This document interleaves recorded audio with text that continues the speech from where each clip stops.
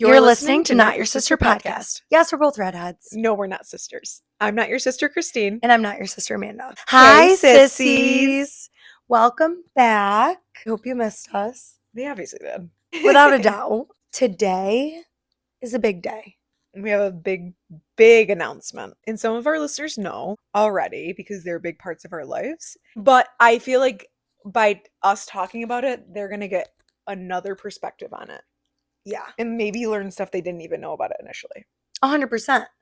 I actually agree with that for sure. All right. Drum roll, please. So Amanda gave me her kidney. Just come right out and say it. We didn't know how to tell you, so we just thought that we would just let it out. March 9th, 2021, I gave my kidney to her. And I became a proud owner of a new kidney. The Rolls Royce of kidneys. And that is also kind of why this whole like sister thing, people asking if we're sisters, feels even weirder because she has my DNA. And I started to think that I was looking different. Well, because when people said that we looked alike in the past before the trip, they would say like, oh, we'd say why, what looks alike? And they'd say, well, you guys both have red hair, whatever. But then when we were asking people on the trip, they were saying like our mouths are the same. They're like, oh, you guys have the same, like, same from features. The nose down. And I genuinely, before this even started happening, was kind of looking in the mirror thinking my face was morphing.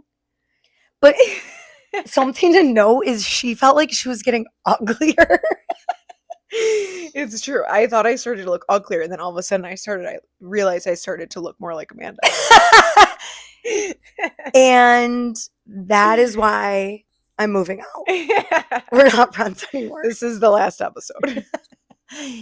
Just kidding. But yeah, she was talking about how ugly she thinks she's turning, and I reminded her that she has my DNA. And people started telling us we looked alike. So I guess we're going to just start right from the top. How long have we known each other now at this point? How long have we been? Well, we've pretty much been best friends since the day we met, pretty much. Yeah, I can't remember the exact day we met necessarily. Well, it had to have been this first day of sophomore year. Yeah, move-in day. Yeah. Definitely. Which would have been 2014, I think. That means 12 years. Yeah, that's a long time.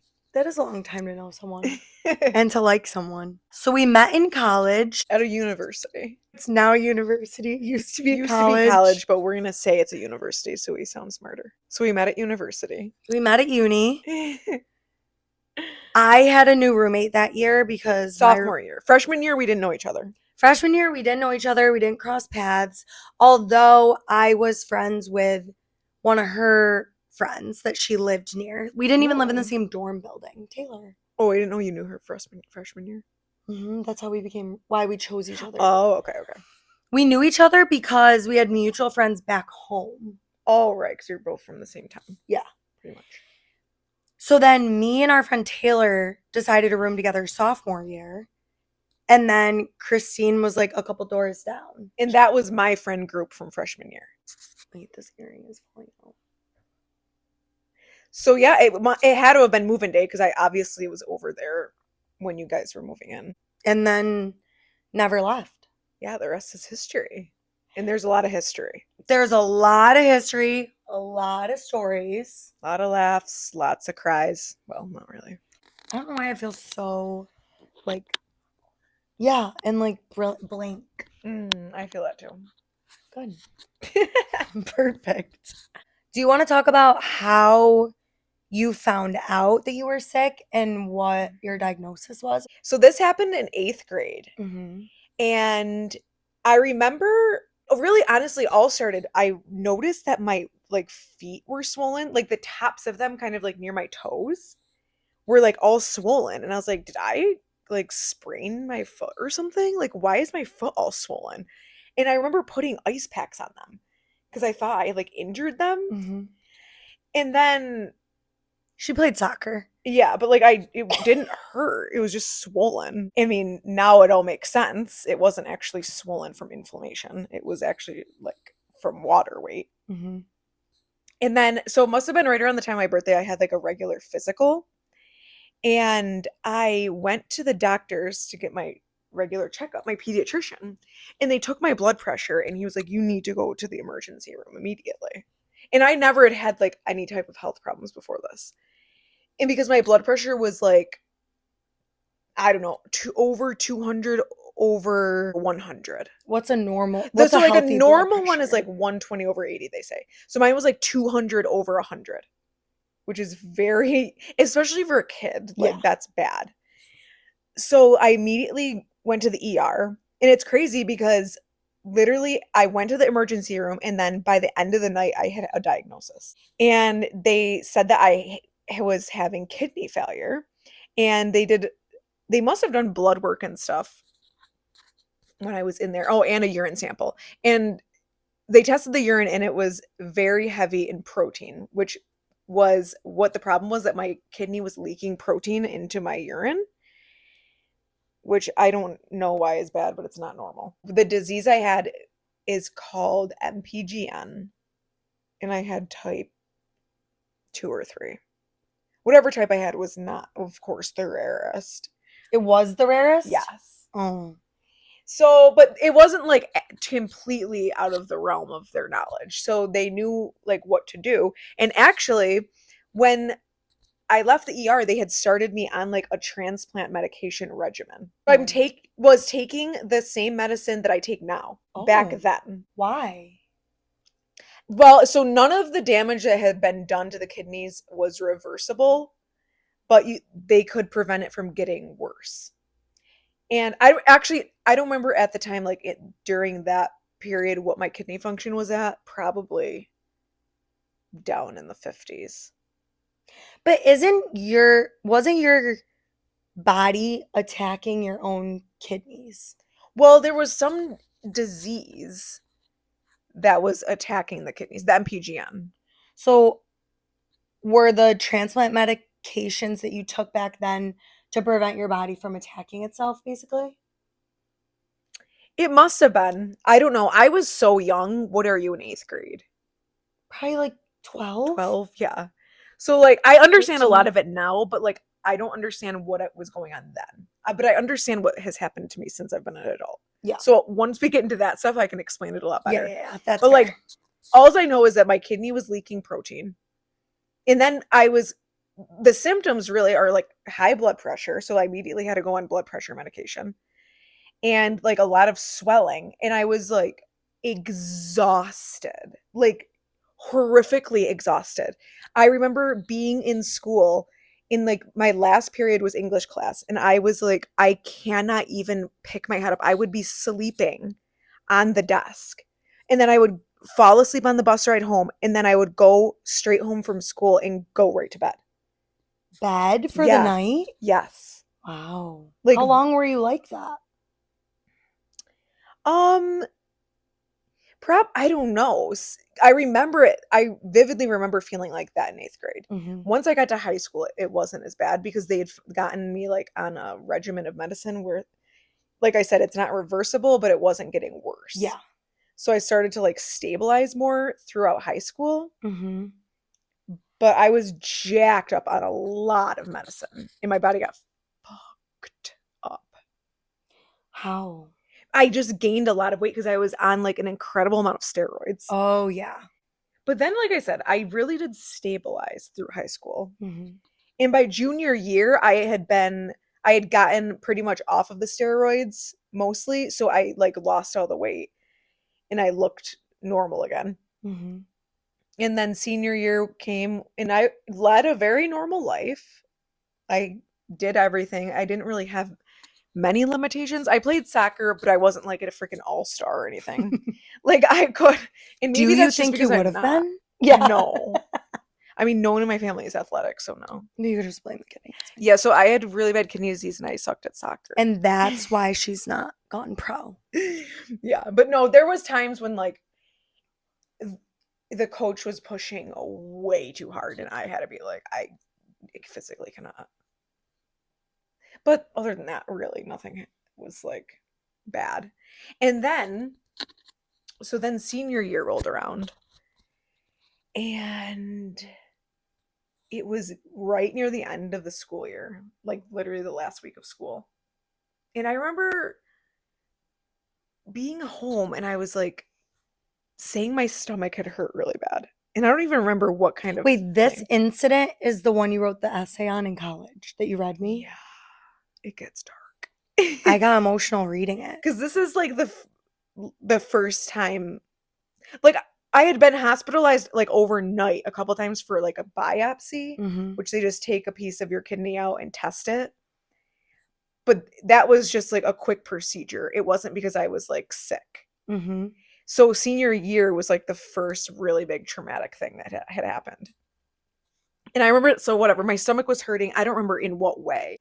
And I remember my mom was on the phone with my aunt, who's a nurse. And she's like, you need to bring her to the hospital. So I go to the hospital. We end up going to the emergency room. And I like immediately got admitted because at this point I'm still pediatric. So it's a lot different than Mm. it is now, which is just terrible. But like being a pediatric patient is, I mean, if you have to be, it's a lot better than it being an adult Mm. because they're just very much attentive and there's less rules and all that. So I went to the hospital, I immediately got admitted, and then like that night I started vomiting like aggressively. Like my whole soul was leaving my body. And they like, Yikes. yeah, I just remember like laying over the bed, hurling, screaming in pain. Oh, the pain was in addition to vomiting? It was just like everything about it. And Yeah. then that's the first time I ever had gotten intravenous pain medication. But because they came in and they gave it to me and then I immediately felt better. You know that scene in Baby Mama where Amy Poehler gets like the intravenous pain medicine? She's like, "Oh, this is good. What's the street name for this Oh shit?" yeah. That's like what I'm picturing. No, yeah, actually. But I never was like, I never felt like, oh my God, I want that all the time. But it felt good in the moment because I was so messed up Yeah, yeah. and I just felt so sick. So I ended up being in the hospital for literally 2 weeks, Mhm. never went home. And they were trying to figure out all this stuff that had, like, trying to figure out what was wrong with me. And they were saying I had some infection, but they couldn't figure out where it was. So I was having every test under the sun. How long were you in the hospital? 2 weeks, about And this was just so under. you missed your last week of senior year? Yeah, I missed the last week of senior year, missed the picnic, almost missed the graduation. I was in the hospital during They graduation. let you go with your bag across the stage? Well, no, I didn't have a bag, but I did have the IVs, and they let me go for the day, Oh my and then god. I had to come back. And Wow. everyone Was everyone knew crying? from my school. Graduation? Yeah. Oh, so my friends came to the hospital, and they like straightened my hair and like did my makeup for me, and like I don't know, maybe brought me clothes. No, I literally don't. You know, everyone's wearing like a cute graduation dress. I'm literally wearing like hospital underwear. You love your hospital underwear. I still love it. But um yeah, so they picked me up and they brought me to the graduation. And then but everyone at the school, like all the teachers and stuff, they knew what was going on. And everyone was like treating me like a freaking invalid. And they moved me up to the front. So I was like the first one. Oh no, they didn't call me first, but they put me at the front. So I was like in the front row. Mhm. And then whatever. And then I ended up having to go back to the hospital after the graduation. Mhm. And then when I got back, they had like the nurses rearranged my room and got me a ice cream cake and balloons. Aw, that's cute. I know it was cute. I don't That think was I knew that part. yeah. And they all had like a card they signed for me. But I freaking missed out on the senior night party or graduation night party. It's okay. So, but yeah, that time in the hospital was very trying because I was very sick.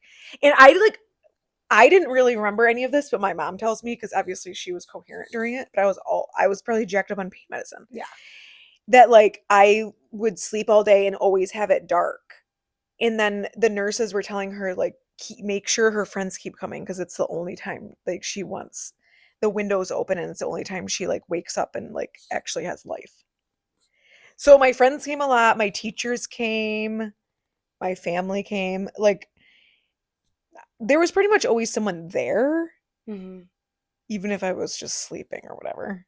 Well, that's really hard because you're so, even though you're a senior in high school, like you're still so young to Yeah. be experiencing something that difficult and to Mhm. be like basically in such a radically different position than the other people in your life. Because I think when Right. you're that age, you're like, not that you intentionally compare yourself to your friends, but like you're living a completely different life than them at that moment. Oh yeah, and they can't relate to it at all because at that point, what experiences does a 17-year-old have? That's what I'm I saying. mean, some, but not a lot. Yeah. So I don't know. And I don't even know if in that moment I was feeling left out because I felt so bad. You were preoccupied. Yeah. Yeah. And then there was one time, this was all in the hospital. They like couldn't figure out where the infection was, so they kept like doing every test possible. And I remember one time they were trying to bring me down to the eye doctor in the hospital. And I get down there and I am so nauseous. And I'm down there by myself. And I'm just sitting there in the waiting room and I'm like, I am going to throw up everywhere.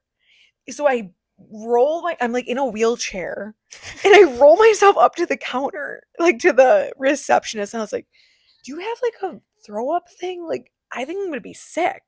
She literally hands it to me. I roll back over to the waiting area and throw up immediately in front of everyone in the waiting room.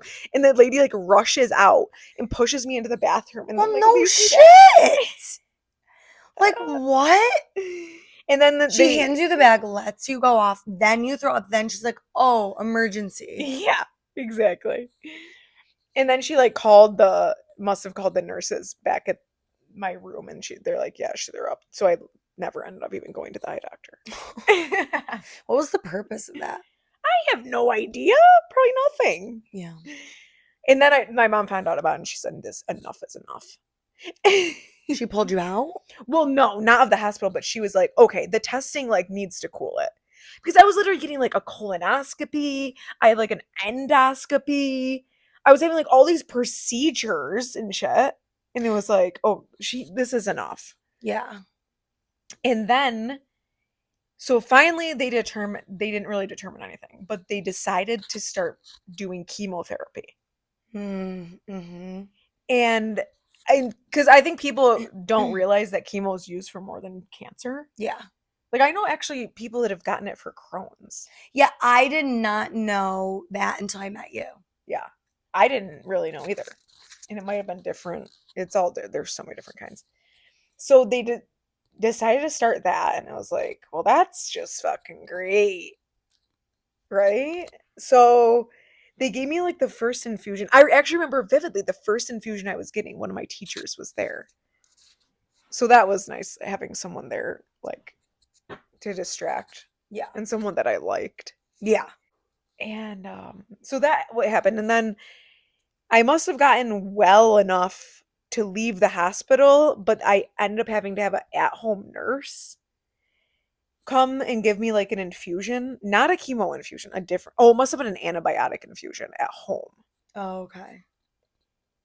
So I Wait, so how many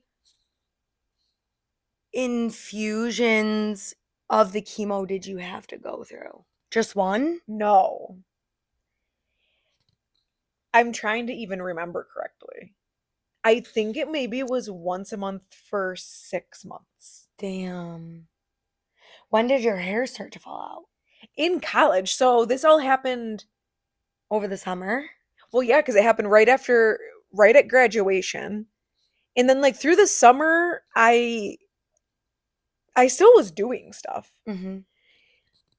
Um but I did feel very nauseous.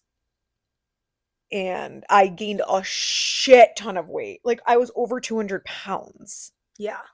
But it was all like It was water all weight. water weight. And I gained it all in those 2 weeks because they were pumping me with fluids. Wow, that's insane. Yeah. It gained that like all You like go into the hospital looking one way and you come out looking another. That's insane. Yeah, thank God. I don't even know. I don't see it. I just can't. It was bad. Mm-hmm. And I don't really have very many photos from that time period because it was really bad. Till you met me. Yeah. No, literally. Honestly, all the photos. But no, I gained basically 60 pounds in 2 weeks. Wow. That's Wow. disgusting and disturbing. Well, I wouldn't say disgusting, but if it was fat, that would Well, be yeah, it's disgusting. just, it's disgusting that they were doing that to me. Yeah. Yeah, but like, weren't they saving you? I mean, I guess they were preserving me for much Mhm. longer. So I must have been doing the chemo all through the summer. And then I started college. Do, and I didn't have, I was like losing my hair, was falling out, but I hadn't shaved it yet. And Mm. then I remember I was like, I had like a plastic bag and I had all my hair in it. And I was like, When it would fall out, you would put it in the bag. yeah, because I wanted to see what was happening. Mm-hmm. Because it was like falling out a lot. And I had this huge bag full of my hair. And I was like, well, I just don't think I can go on like this. Was it showing bald spots and stuff in your head? No, it wasn't balding. I don't even remember feel it. I don't even remember. I just remember having the bag and like my hair was falling out. Mm-hmm. And so then I went and I was like, it's gotta be, it's time. Mm-hmm. So my two friends went with me, Mackenzie and Cassidy, Okay. and they came with me and I got it buzzed. And Mackenzie shaved Did like, you go to like a male barber? no, it was someplace Cassidy knew Okay. or brought me because it was like by the school. Yeah. So I don't know if Cassidy got a haircut, but I remember Did it Mackenzie shaved some feel of it. like really scary? No, I wasn't scared because I was like, this is ridiculous. Like, I can't be walking around with clumps of hair falling off of me. Mm-hmm. So I was like, whatever. I mean, I'm just kidding. I actually ended up getting a mohawk, I think. You asked for a mohawk?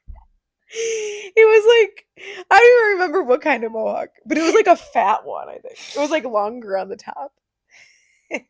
Because you did not have that when I met you. No, God, no. That was just, I was like, might as well do something ridiculous.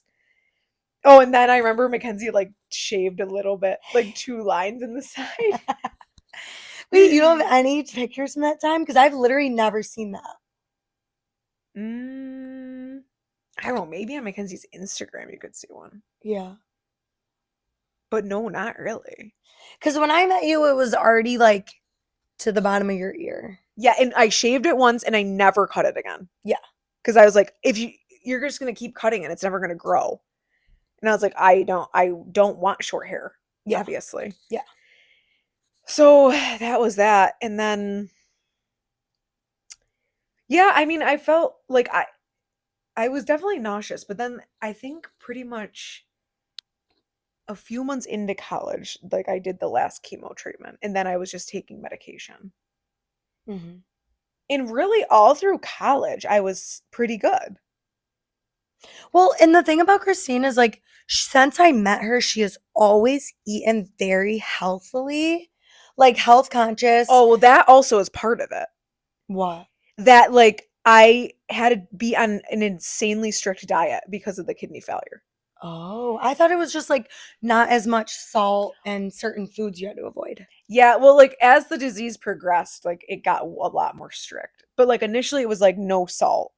So I, like, Mhm. literally stopped eating everything. And you don't realize how much salt is in everything. Literally anything. Everything you buy packaged, canned, bagged, frozen, it's all salt. Yeah. So I wasn't eating anything like that. But I could that's how that's probably why I like learned to cook like so Clean. well, not only clean but like a versatile cook because I can make something out of nothing. Yeah. Because I had to improvise. Like if I wanted some, you could have everything, you just had to make it yourself Mm-hmm. without you had just use like raw ingredients and then make everything from scratch. And people that haven't seen her in a while will comment on like how much weight she lost, but it's like she's always, since I've known her, eaten really healthy.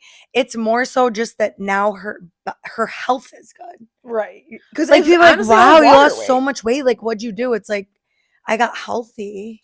Yeah. And people I'm don't not know on that. steroids and like getting Yeah. shot up with Right. medicine. Yeah. So I don't really like when people say that. Like, it's always Right. It's happens not at like a work. compliment. It's like, No. Oh, okay. yeah. Because it's like, oh, well, you used to be fat. But Right. like, there's been two different instances at work where two customers have made like a huge scene about it. Like, this one lady came in recently, like a past couple of weeks, and she's like, she literally did like a triple take. She almost had to grab a wall because she couldn't believe it. And Fell over? she's like, you lost weight. And I was like, it was Why like are in front of so people many doing people. that?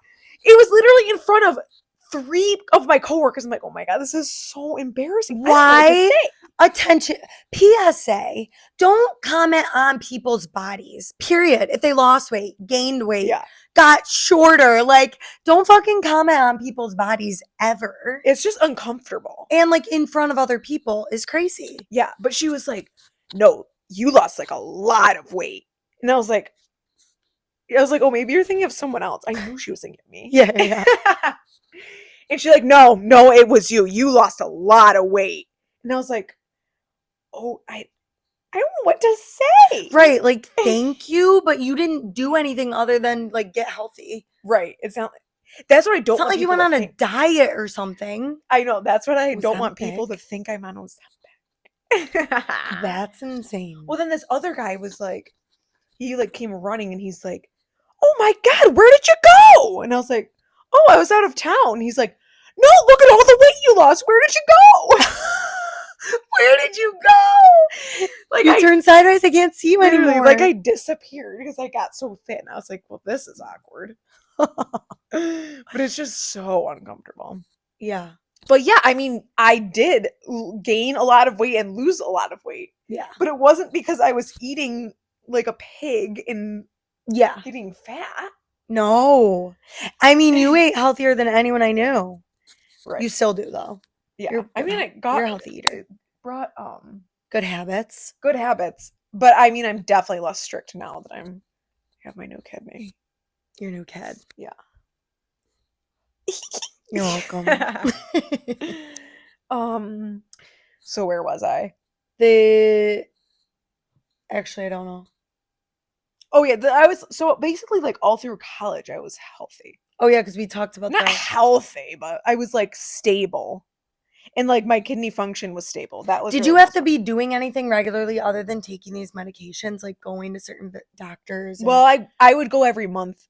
I would go to the doctor every month and For I your would get renal? blood work every month. Yeah. What is it called again? Yeah, renal. Renal. Nephrology. Nephrologist. I couldn't think of it. My nephrologist. I had a nephrectomy. Yeah. So that during this time, I think I had a transition to an adult doctor. So I was out of the pediatrics, Mm-hmm. which was sad because I liked them. Not that I really wanted to be going there. Right. But no, honestly, going to the doctor was very stressful because every time I would go, like, it would be like pretty much bad news. Yeah. And they were very open, like from the start, which I think obviously doctors mostly are. Like that night in the ER, they're like, you're gonna need a kidney transplant. Eventually. Yeah. Yeah. It was just a matter of time to see how long it would take for the whole thing. Well, because your kidneys have to be a certain percentage of function in order to qualify to get a transplant. Yeah, 15% function. Yeah. And I think for a long time, I was at like around 30. Yeah. So like all through college, I was at that. And then there was a major dip, right? There was a huge dip, which I didn't even know had happened. I knew about this because your mom told me. So it was like one winter, and this was like I was out of college at this point. And I had gotten the stomach flu. And I remember being really sick and throwing up. But then I was better and I was fine. And I must have gotten blood work. And then I remember getting a phone call, but I must have missed the phone call. And then there was a voicemail, a very alarming voicemail from my doctor. And she was like, are you okay? And I was like, Yeah, well, I'm fine. What's up? And she said that my kidney function had dropped to 15. Oh my God. Did you feel differently? No, I really didn't. Yeah. Because I was used to feeling like shit. Yeah. Yeah. So I was like, I didn't feel any different. And she's like, okay, well, she's like, okay, well, this is like the time, like, you're gonna start the whole transplant process. And I was like, Jesus Christ. And I remember, like, it was no, that wasn't the darkest moment, that phone call. I was like, okay, well, I guess, okay, what do I do? So then I immediately got on like the deceased donor list Hmm. as like a fallback. I was really hoping not to do that because that takes a long time. Because it's basically like you just like accrue time on the list and then that's basically how you get called. Well, not only that, but also a deceased organ or an organ from a deceased person is less viable, right? Well, yeah, it definitely, because it sits longer out of the body. Yep. So as someone that dies, they have to take it out of their body and then put it on ice and then wait for that person that's getting the kidney to come in. And so it's like it could be out of a body for 24 hours. Yeah. Whereas like a living donor is out of the body for maybe an hour. Oh, I thought that when a person dies, it also like decreases. I'm not sure. I think it probably all is like intertwined. Yeah. But yeah, no, a deceased donor is not as good. Hmm. But that's how a lot of people get kidneys. But I was hoping not to have to do that, Right. even though I really didn't even tell anyone. I don't know how I was expecting. I found out that Christine, my best friend, needed a kidney from Facebook and not even a post that I saw. My cousin, Who? Marissa Nicastro, Oh. called me and was like, Christine needs a kidney. And I said, let me call you back. I'm like, what are you talking about? And it was because someone that you knew from high school. No, it was the people I used to nanny for. Oh, so the people that she nannied for went to the same church as my cousin and my aunt's family. And they had posted on Facebook asking for people to be willing to donate for this girl that needs a kidney. And I was like, so then my cousin calls me and is like, Christine needs a kidney. Oh my God, what's going on? And I was like, I'm going to need to call you back. So I call Christine's mom. I didn't even call Christine because I was like, this bitch doesn't tell me anything. Like, I got to call her mom. So I was on the phone with Jackie and I basically was just like, she needs a kidney. And Jackie was like, yeah. And I'm like, well, she can have both of mine. Jackie loves that. She loves that. That quote. She's like, she can have both. But I did say that in a tissy. But that's how I found out from Facebook from a person that used to nanny posted on my cousin's feed. Yeah, I think she posted in like a must have been like a neighborhood group Yeah. or a town group or whatever. That's wild. But yeah, there was like a couple other people that had gotten tested before Amanda had. And for one reason or another, they didn't end up being matches or The way that the process works too is essentially first come, first serve throughout the entire process until they fail. So there were multiple people that were willing to donate, but they could only test one at a time because the testing is so extensive and probably so expensive yeah. that they only want to be testing one person at a time. And this specific program that she was doing it through paid for everything for the donor Yeah. through all the testing and everything. So someone would get tested and go through each phase. And then when they no longer were passing the next step, then the next person would get tested. And they would always have to start from the beginning. So it was like a long process because I had there was so what the start was like blood work and then like a big urine sample, right? Yes. Yes. I had to have a jug. They sent me a jug and I had to like pee in it for a few days. Like I might have even had to pee in it until it was filled. And it was like a gallon. Mm-hmm. So I had it like next to my toilet. And I had to pee in it every time I peed. So I remember a couple people doing that. Wait, that actually, you know what just clicked for me? That makes sense because you know how I remember when I first donated and I would have to go get blood work. Christine would be like, make sure you drink a lot of water before because it shows in your blood work. If you don't drink water before you go in, it'll show that like your kidneys are failing. So she's like, Yeah, make that's sure you true. drink a lot of water. So I'm sure they tested urine for a sample over a period of time to know like how it regularly performs instead of like a day where you Yes, yes, drank a lot of yes. water or didn't drink a lot of water. Like it's so dependent. It's true. Yeah, that makes sense. For sure. But I don't know, the process, like the getting tested process just dragged out because like you said, only one could go at a time. So it was like someone would do it and then they would fail. And then the next person would have to start from the beginning and they would do it and go further and then they would get knocked out. So it was like took forever. I was third in line. I think yeah, either because I no, there was like a couple people did that urine thing. I think Mm-hmm. 4 people did it. Mm-hmm. Well, 1, 2, 3. No, so you must have been the fifth actually. Because my Mm. brother did it too. Didn't they tell you that you couldn't have a family member donate? Yes. Well, yeah, that was like a part of this other testing. They were trying to figure out if this whole thing was genetic or not. Because there was a chance that they didn't know if this was genetic, and if it was, it could have, like, the disease could have gone to the new kidney. Yeah. Thank God that didn't happen. Right. So they So they said basically no told her, family. yeah. Yeah. Yeah. So she couldn't even have a family member donate, which obviously like lowered the list of people. Right, exactly. So then you started getting tested and like kept passing with everything. I know. And I will say, when I first signed up to get tested, I had like a really weird feeling. Not really that I was healthy enough, because I really didn't think that I was, but I had a weird feeling that we were going to be a match in terms of like a blood match Because that's the first step. Like, if your blood's not matched, then or no will. compatible. Yeah. And I think I have a universal blood type, but I don't think I didn't know my blood type before going through this process, like off the top of my head. I still So, don't. yeah, I think I'm O negative because I think that's the universal donor. But yeah, I just knew deep down it was really weird. It was really weird. I was like, I bet, because I feel like there was a lot of synchronicities that we had as friends. Like, we became friends very close very quickly, and it never fizzled out. Like, it just felt like we were on the same wavelength Mhm. with everything.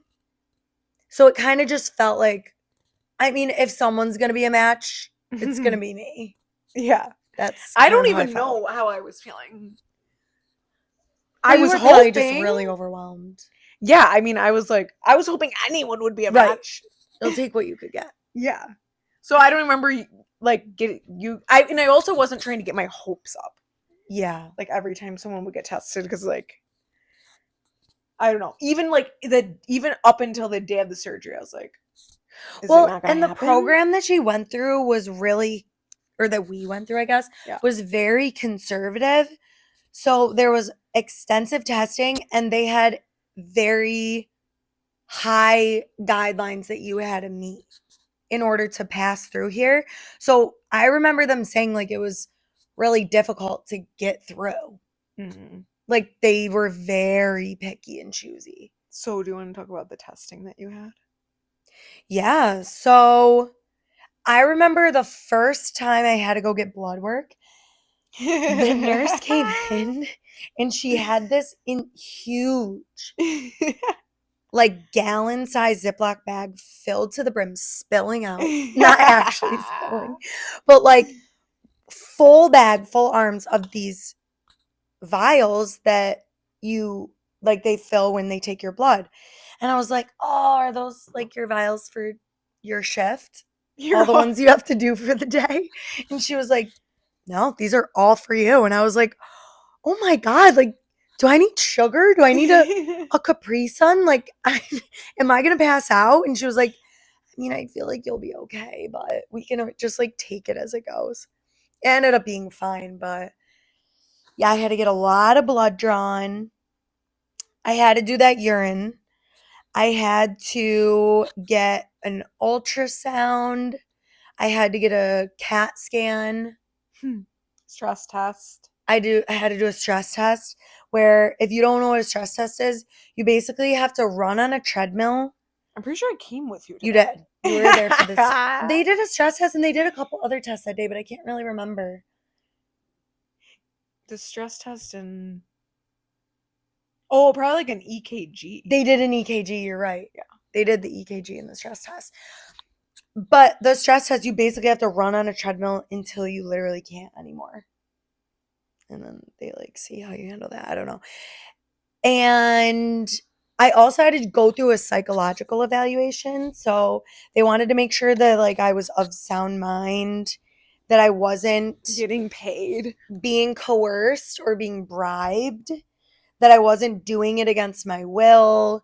Like they really wanted to feel out that this was fully my decision and that I did want to do it. And there was a pretty intense day, I will say. Mm. Do you remember? After the one of the psych evals? No, after my like last, I think it was the last doctor's appointment I had before the decision. Mm. And I remember they told me that if I told them I didn't want to do, actually, I'm not even going to share that What? because I feel like people will then know that. What? That they told me if I didn't want to do it and I decided I didn't want to, they weren't going to tell you that I backed out. They were going to tell you that something was wrong with me medically. Oh, really? They told me they were going to do that. I don't think you should share I feel like then what if someone's trying to get a transplant and then that. the doctor says that person didn't pass and then they're wondering if Yeah, I didn't even know that. should I share it? It's interesting. Yeah. My doctors had told me actually if I decided to back out. So they kept everything fully separate, which I think was the best way that they could have possibly done it. So like I had my own doctors, I had my own nephrologist, I had my own, actually I was seeing a nurse practitioner. What was But her name? Die Young. I remember I told her that and she screamed at the top of her lungs. I'm like, yeah, my nurse, Die Young. You loved her. I loved her, but it felt kind of like a bad omen, her name. Oh. It could be the opposite. Yeah.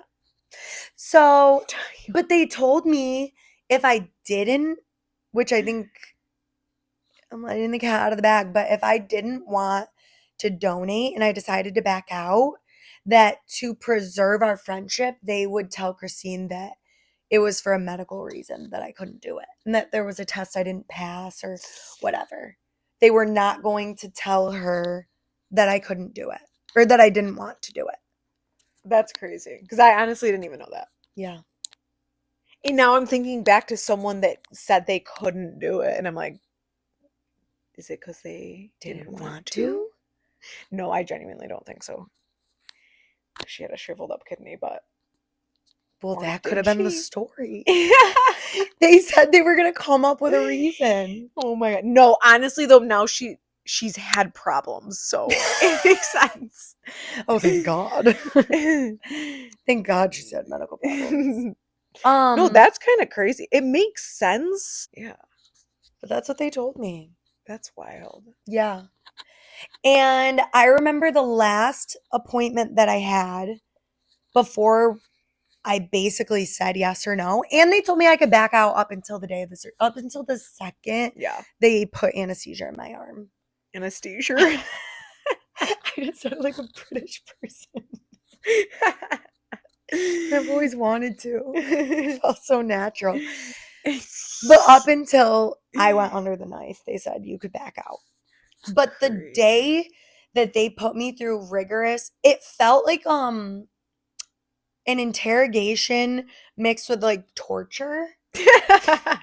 They weren't doing it physically, but they were coming at me from all angles, multiple doctors, hard, telling me things like there could be someone in your life, like your child someday could need a kidney and then you wouldn't have one. Mhm. So, is that something? And they were saying it in a way that was like, is that something you can live with? Like, they were coming at me hard. And I remember leaving and just sobbing. And that was the only time throughout this entire process that I felt scared. Because from the minute that I said I was going to donate, through the whole process. And also, anyone that knows me knows I cannot make a decision to save my life. Like, I can't decide if I want a smoothie or a steak. Like, I can't decide if I want to go left or right because the way that my brain works, and I don't know if it's anxiety or OCD or what, but I will ruminate on the other option and wonder if That was that the would have been better the better option. thing. And then I think about that in the decision making process and I go back and forth and I can't decide. But for some reason, that's why it almost felt like a divine intervention type thing, like something bigger than me. That's one of the reasons it felt bigger than me was I never once felt scared and I never once felt teetering. Like I never felt torn. I never felt on the fence. It was like from the get, I was like, this is something that I really want to do. And until that doctor's appointment. Mhm. Well, And yeah, they do it to kind of, well, they make you think about stuff that you probably hadn't thought of. which I'm really grateful that they did Yeah. because I think that like I every step of this process feels fully necessary and I felt like I was in good hands the whole time. I was literally in love with all of my doctors from start to end. Mhm. But yeah, they were saying things like um what if you guys are have a falling out and you're not friends anymore? What if you can't donate to a family member someday? Or like, what if Christine doesn't end up taking care of her kidney? Oh yeah, would you feel resentment if she got the transplant and then was really unhealthy? And actually I knew in my brain that that's just not how she is. Like since I've met her, she's a very regimented and very disciplined with everything. So I knew that to take care of it, she was going to do whatever it took. So I wasn't worried about that, but they were just making me really think about everything. Mhm. And a lot of people don't know about the psychological part of the testing because Yeah. it was essentially two phases of one was a psychological evaluation and the other was psychological torture, psychological warfare. But I cried. I had to drive all the way back from Rochester to Syracuse and I cried and I thought about it. And by the time I was home, I was back to feeling like it was the right decision. Mhm. So it really just even took the car ride. There was something that really felt bigger than me making this decision Mhm. because I am not that chill. I'm not. I'm not like a carefree decision maker. And it felt like I was pretty carefree Yeah. until they like smacked me in the face with all the problems I could have. And then, even then, by the end of it, I was just like over it. I will say, I did cry one other time, and it was after I decided I was going to do it. The surgery was scheduled. I was walking into work one day, and it was maybe like a week before I was my last day of work before the surgery. And I was just sobbing because I found out that life insurance, which I Oh. wasn't paying for, probably wasn't planning to pay for. Like it was not something I was like really thinking about. My life insurance policy would skyrocket. And that they were telling me I should get one now if I'm going to get one because once I go down to one kidney, it was going to become more expensive. Oh yeah, I can't get life insurance. It's fucked. Yeah. So then I was like crying because I didn't get life insurance and I had a couple days before the surgery. But I don't really think that that's what it was about. I think I was Yeah. just scared. Well, yeah, I mean, because you're doing like a completely voluntary surgery. There's absolutely nothing wrong with you. Like, who just has surgery to have surgery? That's scary. Yeah. Where me, I was like, yeah! I like was counting the seconds down. Yeah. Yeah. And well, so then I decide I'm gonna do it. I tell the doctors. I call Christine. I think did your doctors call you and tell you I said I was gonna? I don't even remember. I really Yeah, don't even remember how I it found all out. went down. Well, no. I think that I was weird because I was like in contact with them, but they were like, they didn't tell me very much about you, obviously, because they're not supposed to. But I think they had told me they were waiting on like one final test result, which probably was your answer. Yeah. And they were waiting on that to see if she was a match or not. And I was like, oh my God, this is like so stressful. So then I'm pretty sure they scheduled the surgery with me because Oh, I had the probably. date and I texted Christine and I was like, hey, like, what are you doing March 9th? Do you remember? Yeah. I was like, what are you doing March 9th? And then she was like, I don't know. Why is that one? She always ruins surprises because she'll be like, guess what I'm thinking. So like she was like, I don't know why is that when the surgery is. I'm like, fuck you. I was going to say, do you want my kidney that day? And it was gonna be a mic drop, but But it was hard to even get the date though because it was like at the peak of COVID. yeah, I don't know how I got. Oh, I think that's what it was. I think they basically were like, okay, she said yes. Now we just have to hold off because during COVID, this was considered a voluntary surgery or Elective. elective. Yeah. Elective. It was considered an elective surgery, and they weren't performing elective surgeries at this time. And it was the winter of 2021. I don't even know if it was in the new year yet. I think it was I think we found out you could donate in Like December, December yeah. and then they didn't schedule the surgery until March. Yeah, so I remember we were waiting to hear like when we could do this. And Di called me and was like, basically scheduled the date with me. And then that's when I texted you about March 9th. Because that's why I thought it would be such a surprise because we'd been waiting to hear about it. And then I got called. We picked March 9th. So we were just waiting around for a little bit because of COVID. That was a crazy time. Yeah, that was really annoying. And the whole time I was on dialysis. Mm-hmm. Right. It's elective, but she's got essentially a part-time job of getting her blood filtered 4 times a week. So talk about dialysis. Yeah, so okay, so when my doctor had called me that initially to tell me my kidney was at 15%. That was in January. And that was when I started the whole looking for a donor thing. January of 2020. Yeah. Okay. And then so that whole year had passed and it was my friend had gotten married and she was doing her bachelorette party after the wedding, whatever. And Katie. And I remember before we went on the trip, my doctor called me again. And this was the darkest day of my fucking life. Because she told me that my function had dropped to like 5%. What month is this? It was right before Thanksgiving. Okay. And she told me that my function had dropped to about 5%. 5% people. You get put on a list at 15%. So in less than a year, I lost 10%. Because at that point, it's like, she's declining quick. But I really didn't feel any different. And then she was like, you're going to have to start dialysis. And then she gave me all these options because you can do dialysis at home through your stomach. So they put like a tube in your stomach and you do it overnight. The dialysis thing. But like I was like, I am not turning my bedroom into a hospital room. Yeah. I was like, that is so dark. I'm not doing that. Yeah. Or there was like another option.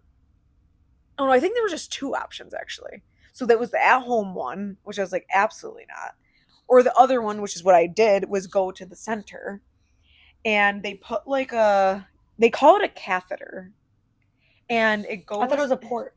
Well, it's not really a port. They call it a catheter. But it's like, it's permanent. Well, semi-permanent. Mm-hmm. And they put it in your chest and it goes like through your neck.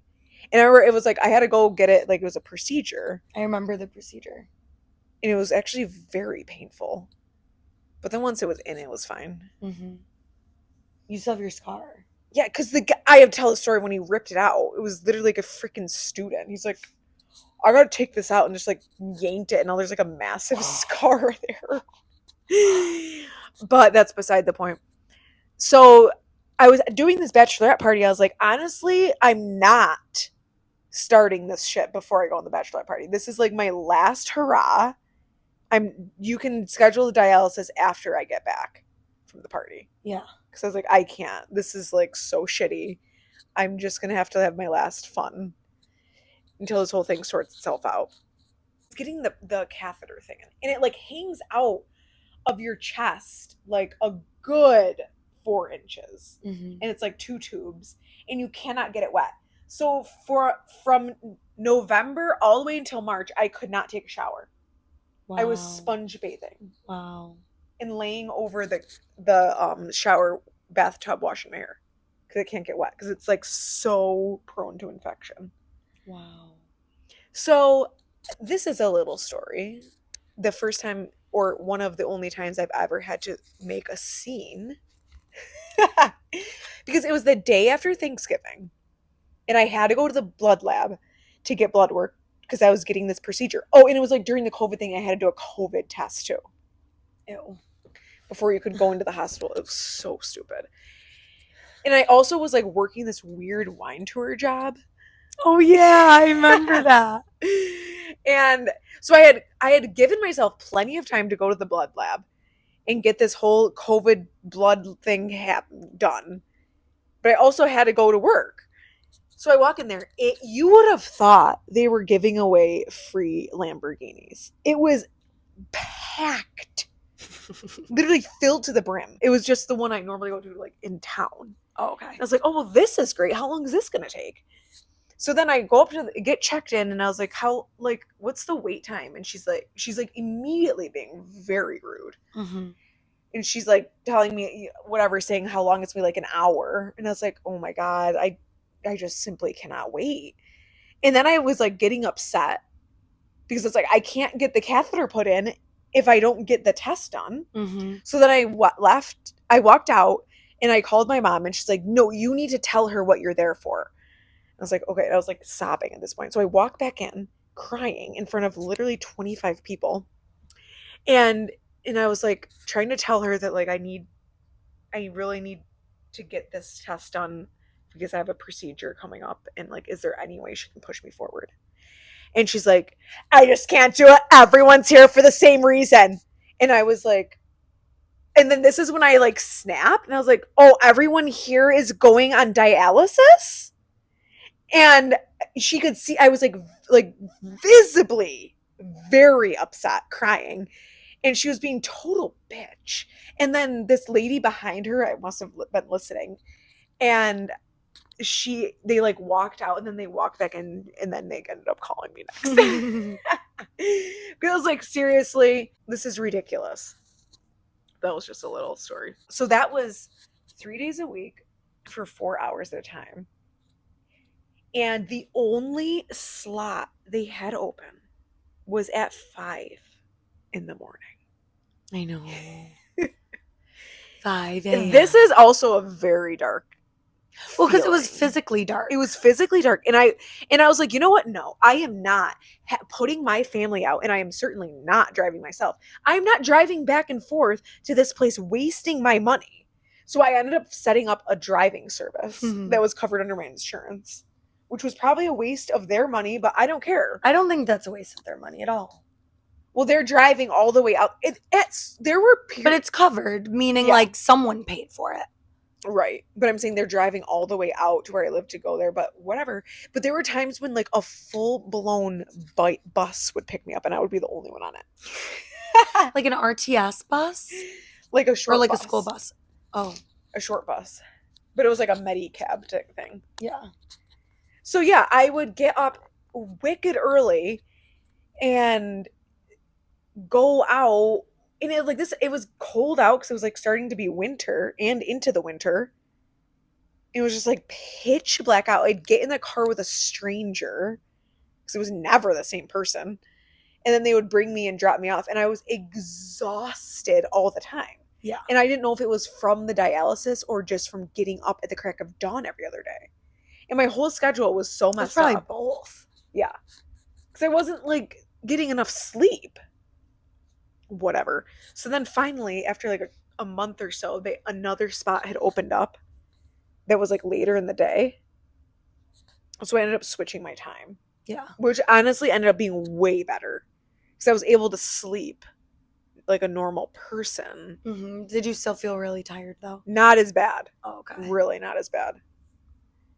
So that, the whole dialysis thing was freaking horrible. So what is dialysis? Like, what does it do for you? And what did the process look like? Like, so you get driven there, and then like, what Yeah. are the things that they do? So they weigh you right away, and then you go to your chair. Why do they weigh you? Because they also like pull water out of you. Oh. And they had to see like how much water to pull off you. And if they take too much water off too quickly, you get in crazy cramping.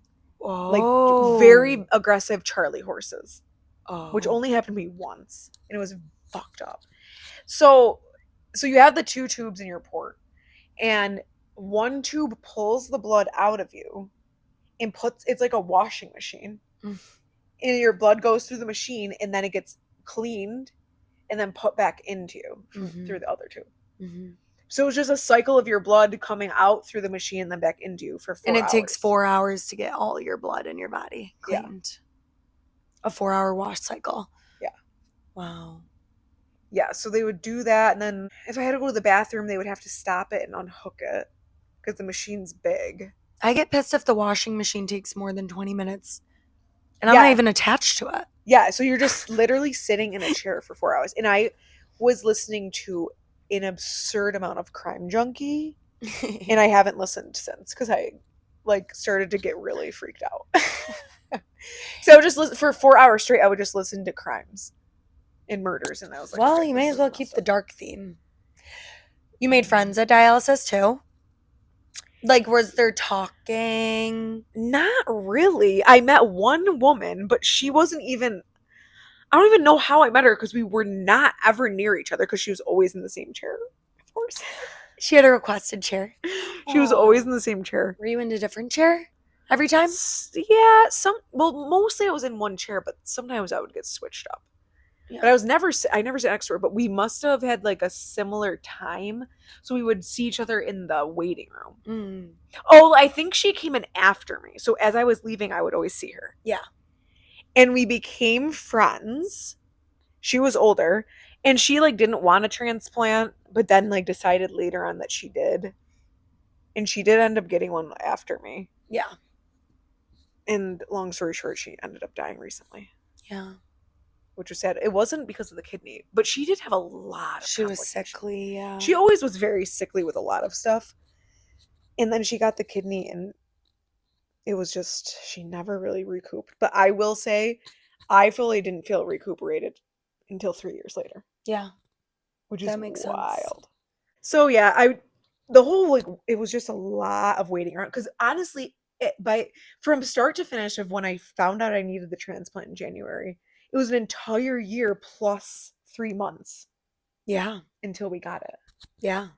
So it was a lot of waiting around and like cleaning blood. It was just, well, that sucks that you had to go through that in your late teens, early 20s. Your early teens, actually. Yeah. I was like definitely the youngest person in the dialysis place for sure. Everyone that does dialysis has to do it for that amount of time. Yeah, often? Well, until you see how well it's working. And then by the time I stopped doing it, I was doing it for like 3 hours and 15 minutes. Instead of 4. Yeah. I'm sure the first couple rounds were like really intense cleaning. I'm sure. You're at 5%. But my function did go up. It does increase the function, but like you have to keep up with it. Yeah. And I remember they made me go the day before the surgery. Yeah, they probably wanted to make sure you were in tip top. But I was like, and then they even said like sometimes you have to go after the surgery. Really? Yeah. Hmm. But like luckily that didn't happen for me. Because my kidney was so good. It was so viable. I was gonna say that. It was just so viable. Pumping urine. It's just pumping. I was Works filling really up my hard. bags like nonstop. I was absolutely shocked how healthy my organs were or are. I did not make good decisions in my early 20s in terms of like my health. I mean, it really, if I think about it though, it really was only like 2, maybe 3 years of poor decision making. Well, I wasn't doing that bad of stuff for 3 years, but like drinking, not sleeping, partying, like things like that. I feel like I started doing that heavily at like 19, 20, and I got sober at 23. Crazy. Mhm. It's really young to be sober, to get sober. Yeah, that's a whole nother thing. That was really difficult too. But I mean, that was a huge part of my decision, Mhm. honestly. Like, people say, like, wow, you must love her a lot. And I do. She's my best friend. Like, she's my sister. I love her so much. But if I donated to her solely because of how much I love her, I don't like maybe I would have had regrets. Like I don't know if Mhm. that would have been enough, but it was a mixture of caring about her, feeling like there was some sort of divine intervention because of how right it felt. Like I felt a physical pull towards doing this and I never questioned it except for that one day for an hour and 30 minutes. And also the way that I thought of it was I got sober at 23, but from 21 to 23, definitely from 22 to 23, I was making very questionable decisions and I was putting myself in situations that I probably shouldn't have come out of. And I remember in when I was in it and when I was first coming out of it, I felt like, okay, someone is looking out for me. Like there must be some sort of reason that I'm meant to be on this earth because that was an insane situation and I came out of it unscathed. Mhm. And that was something that was happening on a regular basis where I would look back and be like, oh my God, like, how did I even get through that? Like in Italy, when I got mugged, Yeah. I could have been, it was the middle of the night, 3 in the morning in a foreign country, a really hot young girl's walking down the street American. hammered American by myself, stumbling through the streets of Florence. And a guy comes and he just takes my phone. And the only reason I got all scraped up and shit was because I drunkenly was fighting back. I like thought I needed my phone. A situation like that, in all reality, I could have been taken and Trafficked. sex trafficked and just so many situations that I put myself in from making bad decisions that I really felt like, wow, I can't believe I even got out of that. And there are some worse ones. Too explicit. Yeah, maybe just like its own episode. There was something, a higher power that was looking out for me. And I remember thinking when I was going through getting sober, I was thinking, like, I was reminiscing on everything. Reminiscing sounds like I was looking back fondly. I was reflecting Yeah. on things that had happened and just felt like, wow, there must be a reason that I'm meant to be on this earth if I got through all of the things that I really statistically should not have made it through. The universe took care of me and saved my life. And I just felt like now I was presented with an opportunity. Like, what are the chances that I'm not only a match, but I'm also my body is healthy enough. I'm able to do this. And I'm a match with my closest friend. it just felt like it was meant to be. Like it felt like I was called to do this. Do I think my full reason for being on this earth was to give you a kidney? No, but I do feel like someone out there took care of me and I'm now given the opportunity through a very slim chance. Yeah, a very slim chance. Okay, here's a really low possibility of being able to do something. Oh, you can do it. Are you going to do it? I felt like if I said no, I would be like turning my back on everything that was done for me. So, I don't know if that even made sense, but No, it does. I felt like it was what was meant to be. And I came to that after really reflecting and being like, why do I feel so called to do this?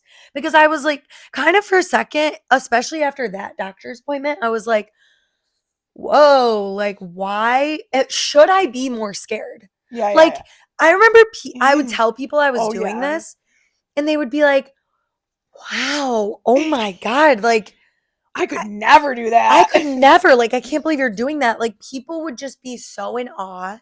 There was a very triggering phrase that people Oh, kept using yeah. that I was starting to get like really irritated about.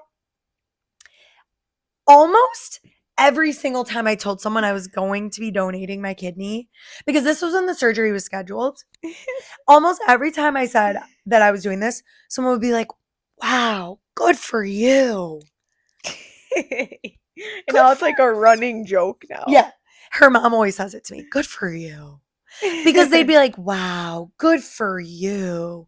And I'm like, but I'm not doing this for me. Like, what do you mean good for me? Yeah, it just doesn't make any sense. It's like almost condescending. It felt, they would say it in such a condescending tone. Like, what? Yeah, like so good you're doing that for yourself. So I was definitely triggered by that. And it felt like every single person I brought it up to was like, good for you. People probably still say that.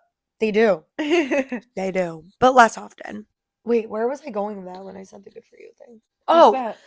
I was thinking because of everyone's reactions, should I Oh be yeah, more be more scared? scared. Like people are scared for me. Mhm. They're literally like chattering at the teeth, so scared.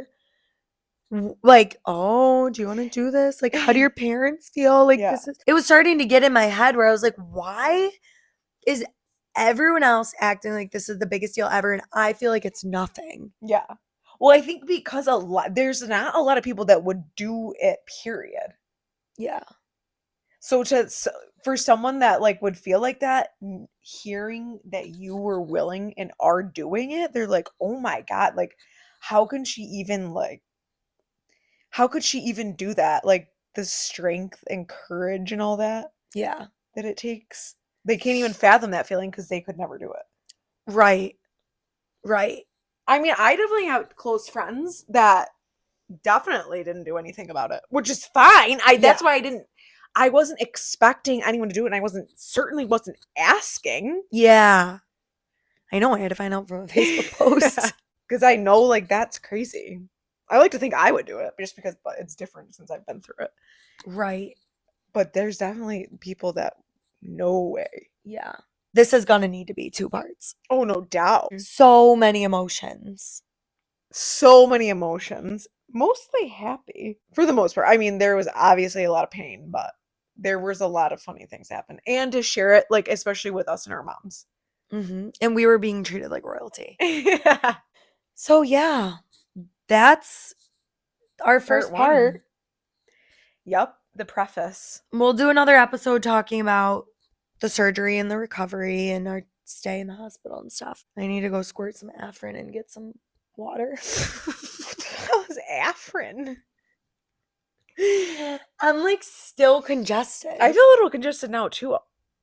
Not as bad, but like it only feels happens so full. sometimes. It's a nasal spray, people. And it's not a problem yet.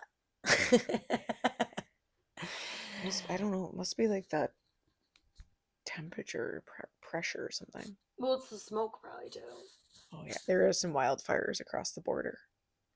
Across the barter. Eh? Across the pond. I hate when people say that. Across the bond. The bond. The I can't bond. even say peas right now.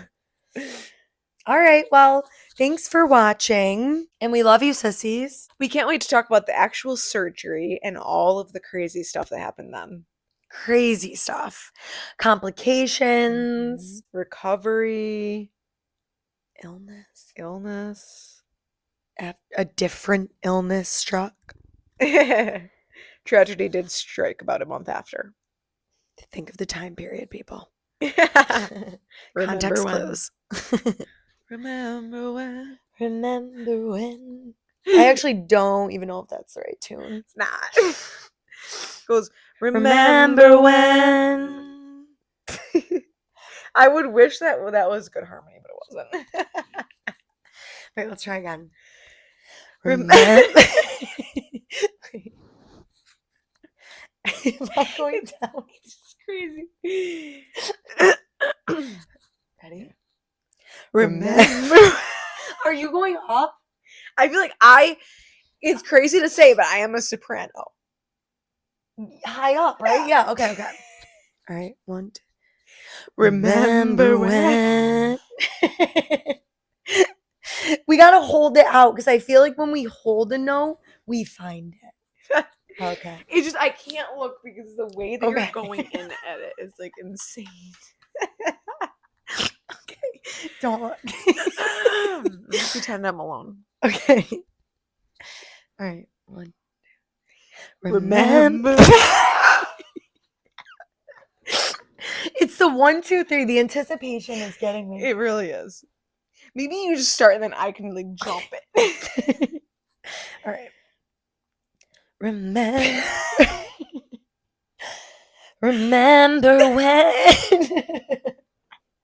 I wish more than anything I could sing, dude.